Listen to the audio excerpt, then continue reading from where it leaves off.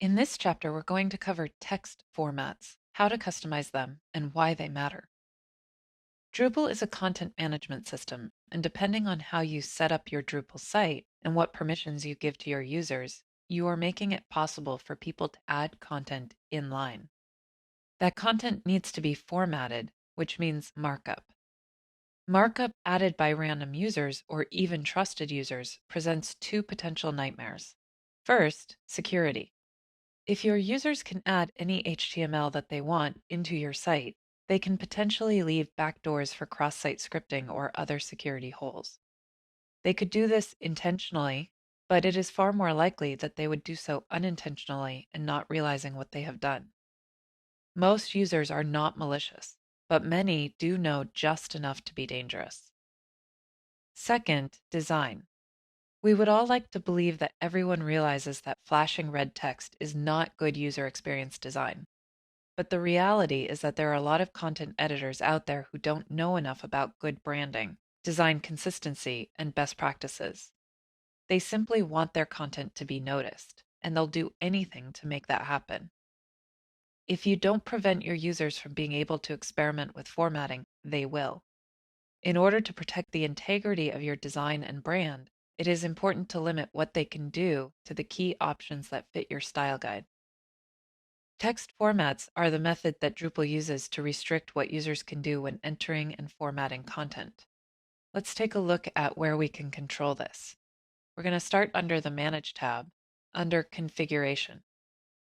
In here, one of the options that we have under Content Authoring is Text Formats and Editors.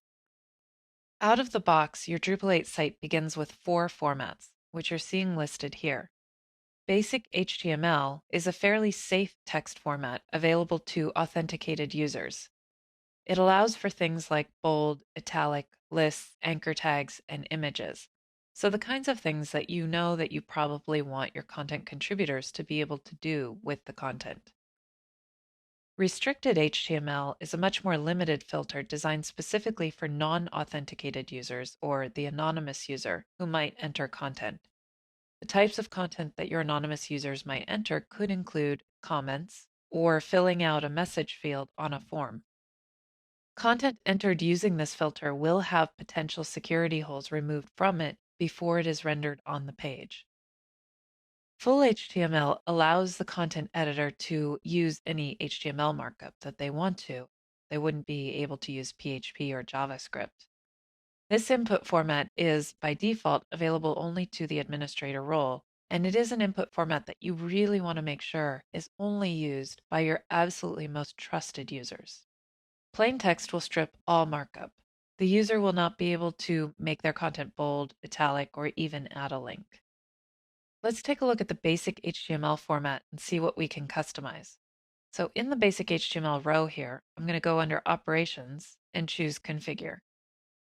The first thing that we can do here is choose which roles can use this text format.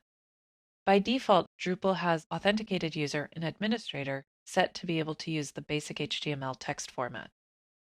If you add user roles to your site, then those roles will also be available to check off here if you want to. The next thing that you can choose is what text editor or visual editor is used for that input format. Out of the box, Drupal 8 comes with CK Editor, which is a very nice one.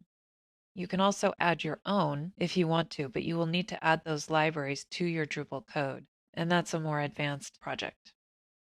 We're going to come back to this toolbar configuration in another lesson, so I'm going to scroll down a little bit here to Enabled Filters. So what your text format does is it applies filters to whatever has been entered into the body field or whatever field that filter is available for.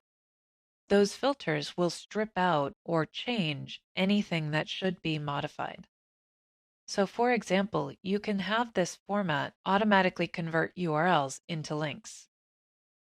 Probably the most important filter here is the Limit HTML Tags filter. This is what's going to strip any potentially nasty code or code that could wreak havoc on your design. When you're checking off your formats, you're also then going to be given a list of the formats with these little grabby handles. You'll want to order the formats in the order that you want them applied to your content. Scrolling down a little bit further, we have the Filter Settings tabs down here. The important one here is Limit Allowed HTML Tags. And now what you're seeing in this text field here are all of the HTML tags that this particular text format will allow without stripping them out before the content is rendered on the page. Once you're happy with the configuration that you've set up here, you'll click the big blue Save Configuration button at the bottom. When entering content, the text formats that are available on the text area fields will display in the order that they're listed on this configuration page. The first one that will show for the user is the first one they have permission for use. So for example, for your authenticated user, the first one that will show is basic HTML. For your anonymous user, the first one that will show is restricted HTML. Let's add a piece of content and see what this looks like. So here's my body field, which is a text area, and here's the text format selection right here. So basic HTML shows first, and then restricted HTML, and then full HTML, because that's the order that they're listed on the configuration page. In this lesson, we covered the importance of text formats for security and the integrity of your site design. We also looked at the settings for the basic HTML text format, which can be customized. As with almost everything else about Drupal, you can also use this to create your own text formats.